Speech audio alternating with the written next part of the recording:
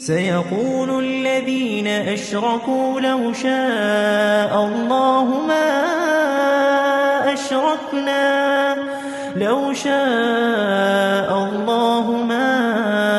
أشركنا ولا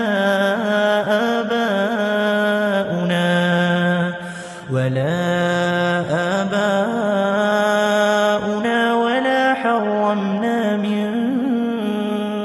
شيء كذلك كذب الذين من قبلهم حتى ذاقوا بأسنا قل هل عندكم من علم فتخرجوه لنا إن تتبعون إلا الظن وإن أنتم إلا تخرصون